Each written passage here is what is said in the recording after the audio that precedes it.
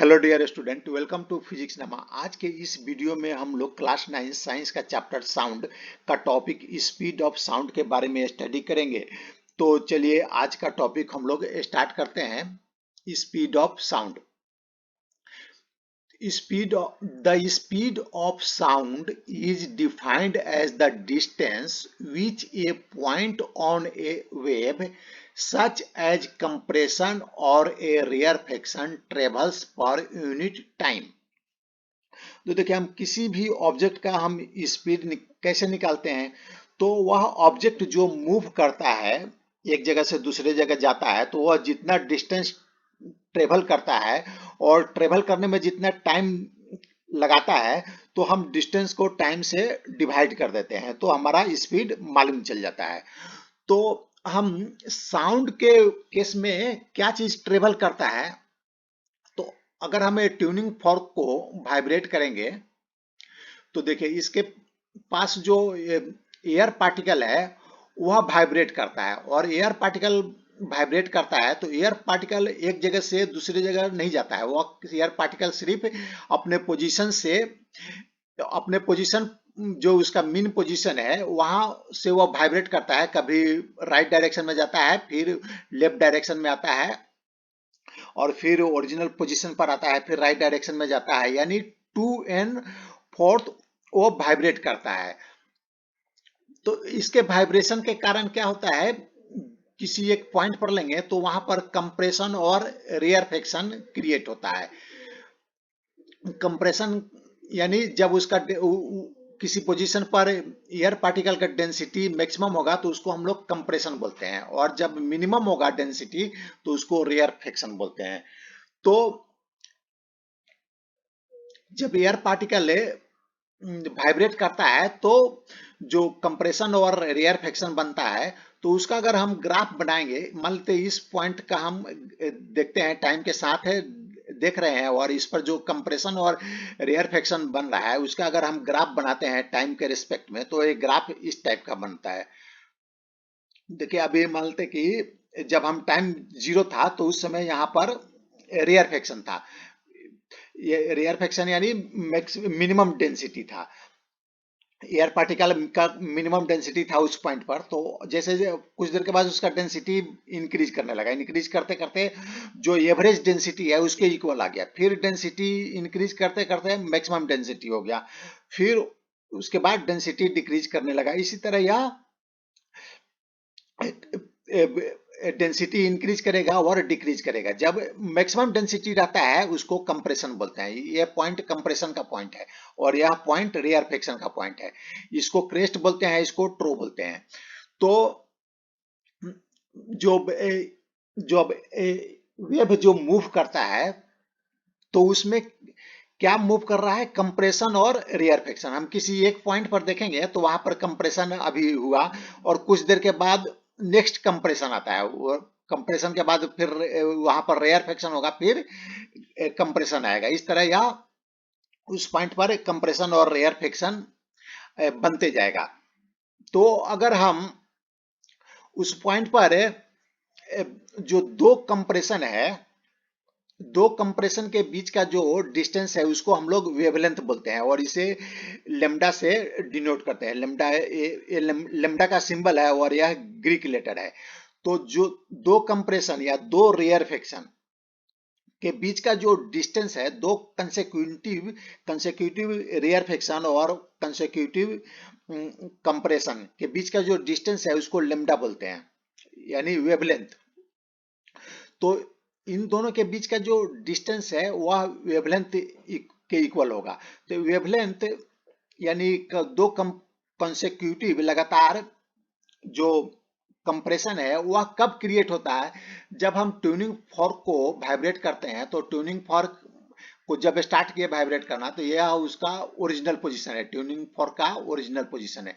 यहां से यह राइट में जाएगा, फिर राइट से अपने ओरिजिनल पोजीशन पर आएगा, फिर लेफ्ट में जाएगा, और फिर अपने ओरिजिनल पोजीशन पर आएगा। तो यहां से राइट गया, राइट से ओरिजिनल पोजीशन आया, फिर लेफ्ट गया, फिर लेफ्ट से ओरिजिनल पोजीशन आया। तो इसको जब ट्यूनिंग फॉर्क इतना टाइम लगाता है चेंज करने में, तो उसमें एक कंप्रेशन या एक रेयरफेक्शन बनेगा। यानी जब ट्यूनिंग फॉर्क एक वाइब्रेशन करेगा तो यह कंप्रेशन बनेगा, यहां से यहां तक वेव आएगा। यहां से यहां तक एक कंप्रेशन से दूसरे कंप्रेशन बनने में जो टाइम लगेगा, जो ट्यूनिंग फॉर्क है इसको वाइब्रेट करने में, एक वाइब्रेशन करने में जितना टाइम लगता है उतना ही एक कंप्रेशन बनने में टाइम लगेगा। तो अगर हमें स्पीड निकालना है, स्पीड ए, इसका जो सिंबल है ए अपसिलन बोलते हैं, अपसिलन। इसको देखने में भी जैसा है लेकिन इसको ग्रीक लेटर है, इसको अपसिलन बोलते हैं। तो इसको हम लोग अपसिलन से डिनोट करेंगे। Speed upsilon equal to distance upon time, यानी डिस्टेंस को टाइम से डिवाइड कर देंगे। तो देखिए अगर हमें यह मालूम चल जाए कि यहां से यहां तक तो डिस्टेंस तो लेमडा है, अगर यहां से यहां तक के आने में जितना टाइम लगा वो हमें मालूम चल जाए तो हम उसको डिवाइड कर देंगे, लेमडा को टाइम से डिवाइड कर देंगे तो हमें यह स्पीड मालूम चल जाएगा, वेव का स्पीड मालूम चल जाएगा। तो इसको हम लोग कैसे निकालेंगे? देखिए, wavelength is the distance travelled by the sound wave in one time period of the wave. तो वेवलेंथ जो डिस्टेंस होता है, जो वेव ट्रेवल करता है वह कितना टाइम में ट्रेवल करता है, तो एक time period, one time period इसको लगता है। यहां से यहां तक आने में एक टाइम पीरियड लगता है।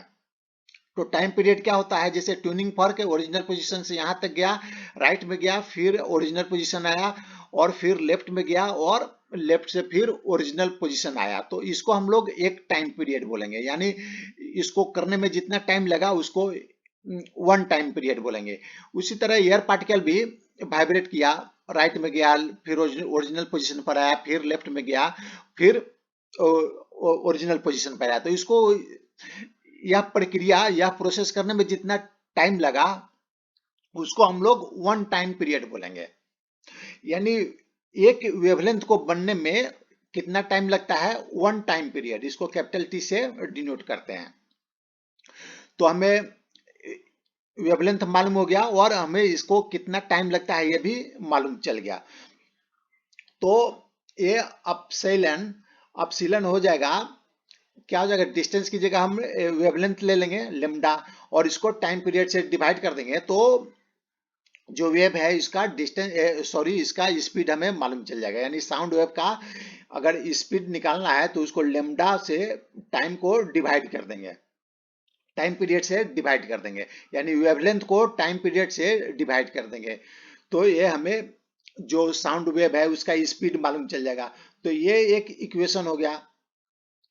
और देखिए दूसरा क्या होता है, देखिए जैसे यह वेव मूव कर रहा है तो इसमें जो ये जो कंप्रेशन है और रेयरफेक्शन जो मूव कर रहा है, तो इसमें यहाँ से यहाँ तक जाने में यहाँ से यहाँ तक का डिस्टेंस, एक जो वेवलेंथ है उसका डिस्टेंस हो गया लेमडा, और यहाँ से यहाँ तक जाने में टाइम लगा टी। तो अब देखिए स्पीड है, जो स्पीड, साउंड का स्पीड है वह अपसिलन, इसको अपसिलन बोलते हैं, ग्रीक लेटर में है ये अपसिलन। यह हो गया लेमडा बाई टी, यानी लेमडा वेवलेंथ हो गया और टी हो गया टाइम पीरियड। और जो टाइम पीरियड होता है वन बाई फ्रीक्वेंसी, यानी वन बाई नू, ये भी ग्रीक लेटर है, ये नू है। दोनों में थोड़ा सा डिफरेंस है, आप देखेंगे यहाँ पर ये कर्व हो गया है, अपसिलन में कर्व होता है यहाँ पर, और यहाँ पर यह कर्व नहीं है। तो दोनों देखने में सेम है लेकिन थोड़ा सा अंतर है। तो यह अपसिलन हो गया, अपसिलन रहेगा, ये स्पीड ऑफ साउंड हो गया, और यह फ्रीक्वेंसी हो गया। जो नू है, ये ग्रीक लेटर नू है, यह फ्रीक्वेंसी हो गया। जो टाइम पीरियड होता है वन बाई फ्रीक्वेंसी, यानी फ्रीक्वेंसी जो वेव है, वेव का जो फ्रीक्वेंसी है उसको वन बाई फ्रीक्वेंसी हो जाएगा तो वह टाइम पीरियड हो जाएगा। तो यहाँ देखिए वन बाई टाइम पीरियड है, तो इसको अगर हम फ्रीक्वेंसी के टर्म में लिखना चाहेंगे तो देखिए यह हो जाएगा, जो फ्रीक्वेंसी क्या हो जाएगा, 1/टाइम, नू हो जाएगा 1/टाइम। अगर यहाँ से नू को हम निकालेंगे तो यह हो जाएगा 1/टाइम। तो 1/टाइम, इसमें अगर 1/टाइम की जगह फ्रीक्वेंसी लिख दें, फ्रीक्वेंसी यानी नू लिख दें, तो अपसिलन यानी स्पीड ऑफ साउंड हो जाएगा इक्वल टू लेमडा, लेमडा, और 1/टी की जगह हम लिख देंगे नू, तो यह हो जाएगा लेमडा नू। तो लेमडा नू यानी अगर हमें स्पीड ऑफ साउंड निकालना है तो वेवलेंथ को फ्रीक्वेंसी से मल्टीप्लाई कर देंगे तो हमें स्पीड ऑफ साउंड मालूम चल जाएगा। तो देखिए जैसे मान लेते कि टाइम पीरियड हाफ सेकेंड है, तो हाफ सेकेंड में यह कितना डिस्टेंस ट्रेवल करेगा, इसके जो हाफ, अगर किसी वेव का मान लेते हैं कि टाइम पीरियड हाफ सेकेंड है, तो हाफ सेकेंड में एक लेमडा के इक्वल डिस्टेंस ट्रेवल करेगा। तो हमें अगर स्पीड निकालना है तो हमें एक सेकंड में कितना डिस्टेंस ट्रेवल किया वो निकालना पड़ेगा। तो एक सेकंड में, हाफ सेकंड में मान लेते हैं कि एक लेमडा डिस्टेंस ट्रेवल किया, टाइम पीरियड हाफ सेकंड है तो हाफ सेकंड में एक लेमडा डिस्टेंस ट्रेवल करेगा। तो एक सेकंड में कितना डिस्टेंस करेगा, तो एक सेकंड में डिस्टेंस निकालने के लिए देखिए हाफ सेकंड में एक लेमडा किया तो एक सेकंड में डिस्टेंस कितना ट्रेवल करेगा, 2 लेमडा के इक्वल ट्रेवल करेगा। तो हमने क्या किया, जो लेमडा है उसको उसको क्या किया, फ्रीक्वेंसी से मल्टीप्लाई कर दिया। अगर हम इस इक्वेशन से फ्रीक्वेंसी निकालेंगे तो क्या हो जाएगा, फ्रीक्वेंसी हो जाएगा 2 हर्ट्ज हो जाएगा। तो हमने क्या किया, लेमडा को फ्रीक्वेंसी से मल्टीप्लाई कर दिया, यानी एक सेकंड में यह 2 लेमडा के इक्वल डिस्टेंस ट्रेवल करेगा।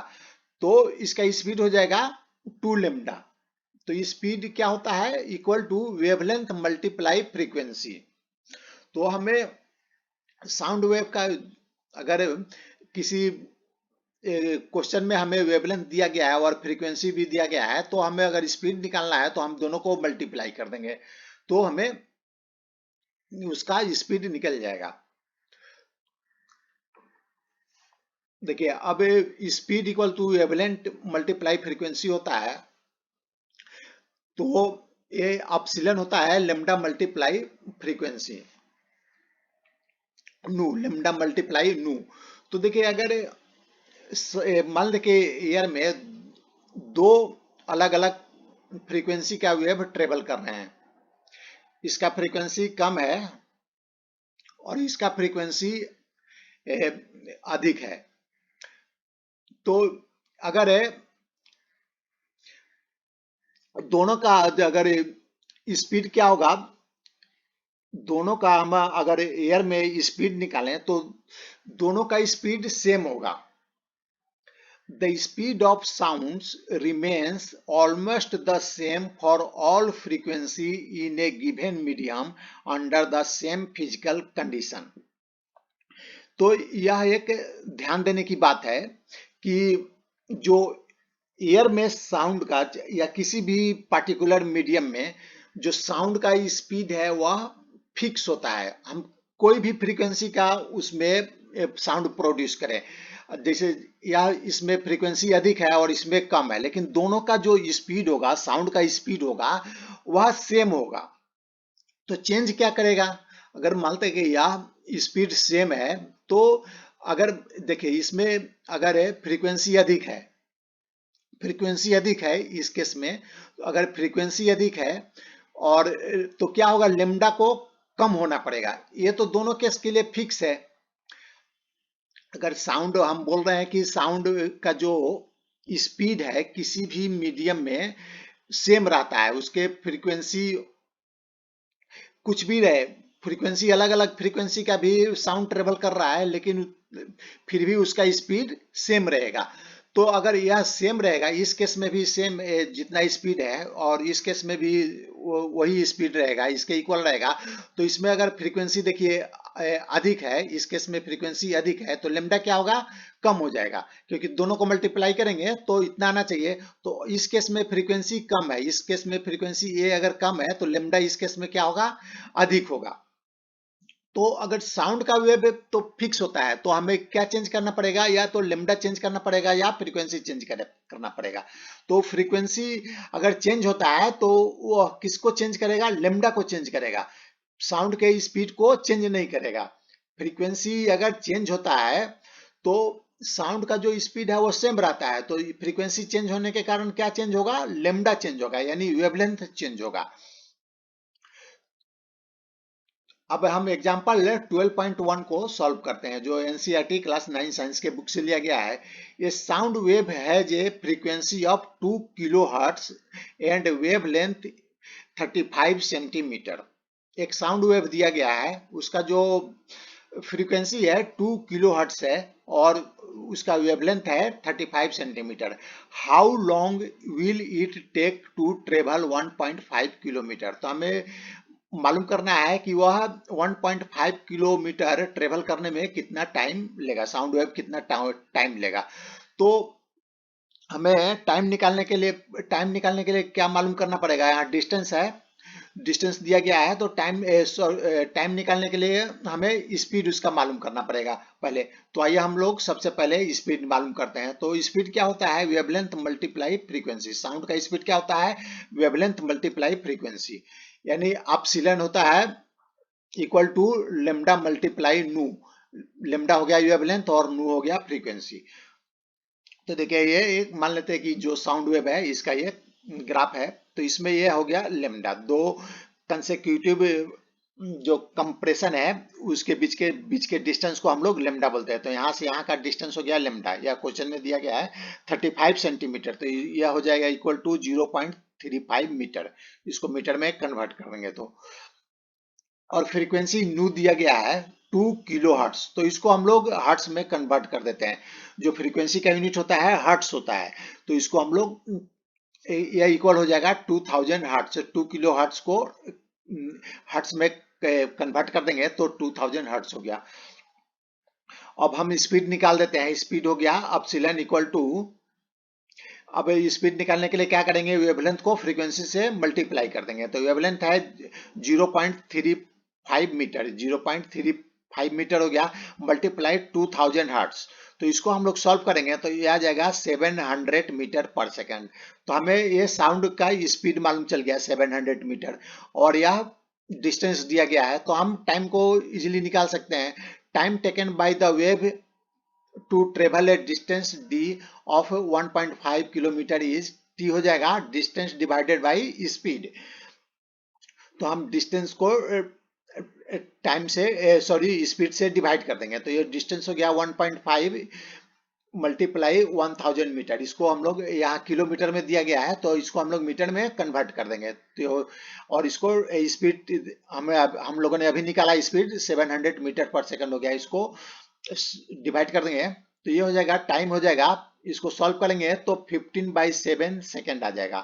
तो इक्वल हो जाएगा 2.1 सेकेंड, यानी इस वेव को 1.5 किलोमीटर ट्रेवल करने में 2.1 सेकेंड लगेगा। तो यह है आज का वीडियो समाप्त हुआ। अगर इसको आपको पसंद आ रहा है तो इसे लाइक करें, शेयर करें। Thanks for watching.